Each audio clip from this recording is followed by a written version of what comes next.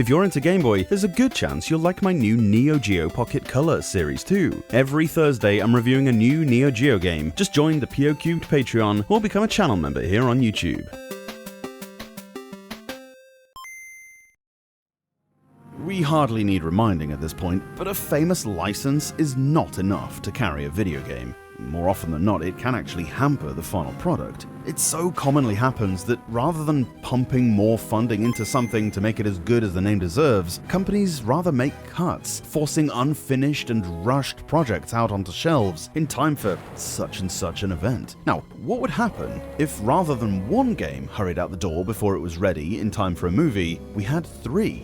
That can only go one way, right? Yep, you read that right. 2001's Jurassic Park 3 was to have 3 whole Game Boy Advance games based on it within about 6 months of each other. We are gonna get bloody sick of talking about this movie, I can tell you. That's nuts, even by video game tie-in standards. None more so because film number 3 didn't even come close to the first 2. There was no real tension anywhere, no Jeff Goldblum or Steven Spielberg, no John Williams soundtrack, the storyline was derivative and not actually based off a Michael Crichton novel. Yeah, it just wasn't that good when compared to the first 2 films. Even if it were, 3 games is still far too many. Normally here I'd give a little rundown what the other 2 games are about, but seeing as how we're going to get to them so shortly anyway, there's really no point. The game is split into 2 distinct parts, a side-scrolling, well, I don't want to call it a platformer, as the actual platforming you do is minimal. Side-scrolling collect-em-up might be more accurate. There's also a puzzle part, which also doesn't really live up to the title, but I'll get there in a minute.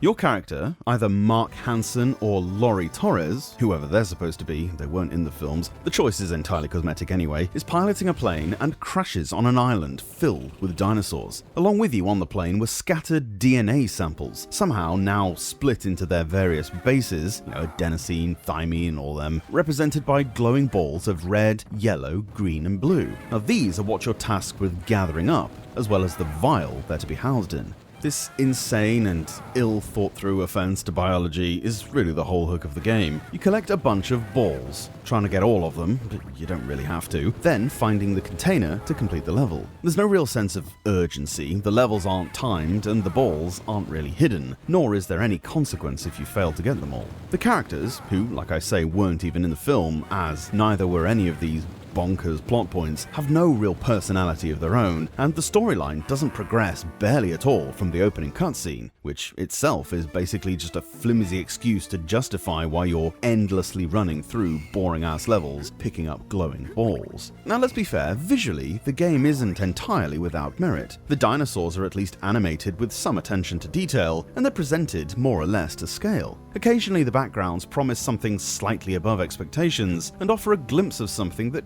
could have been a strong aesthetic, but they quickly fall into blandness and repetition, with some others looking barely that much higher above a GBC game.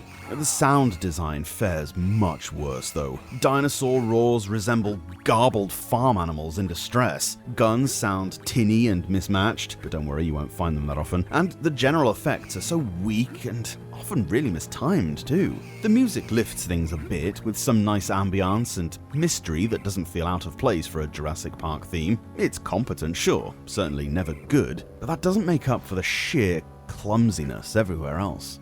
Aside from the repetitive gameplay, the controls are where the game really begins to collapse. They're unresponsive, unintuitive, and at times, downright broken. The fact that you have to press R to pick up items already sets the tone. It's like, oh, this console has shoulder buttons now, we gotta use them.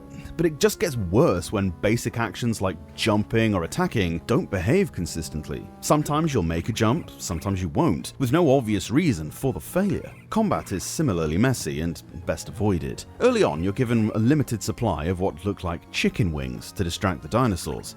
Yes, chicken wings. Not only does this make little sense, but it doesn't even work properly. It barely distracts the creatures for a second, leaving you to rely on awkward kicks and the very limited ammo firearms, which themselves require crouching or fiddly positioning to use effectively. The most annoying thing though is the restrictive grid-like layout that the pseudo 3D paths are laid out on. You can't drift between the 3 invisible horizontal lines fluidly as you'd expect, but rather can only switch between them, so top, middle, bottom for instance. This would be fine, I guess, if you could do it everywhere. If you're on a log or other obstacle, you need to walk all the way horizontally to the end of that obstacle to a patch of clear ground before you can then move laterally.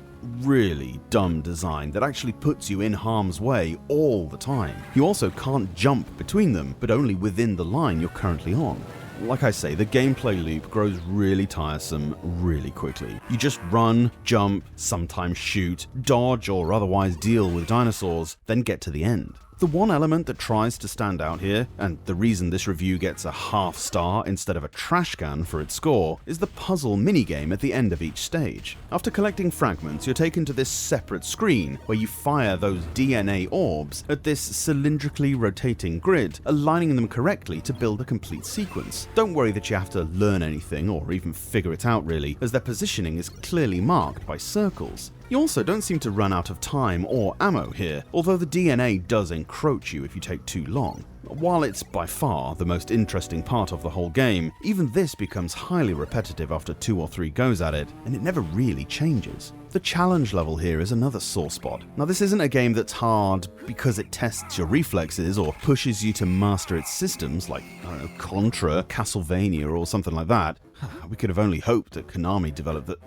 Wait, what? I can't believe this is a Konami game. Sure, they'd outsourced the development to their Hawaii-based team. The fact that I didn't even realize they had a Hawaii-based team can't be a good sign, and this was basically their first game. Anyway, the challenge level comes from the fact that the mechanics barely function, and that's never a nice discovery to make. Enemy placement is super cheap, the controls are ambiguous to put it nicely, the depth perception's skewed, leading to plenty of pitfall deaths and irritating platforming.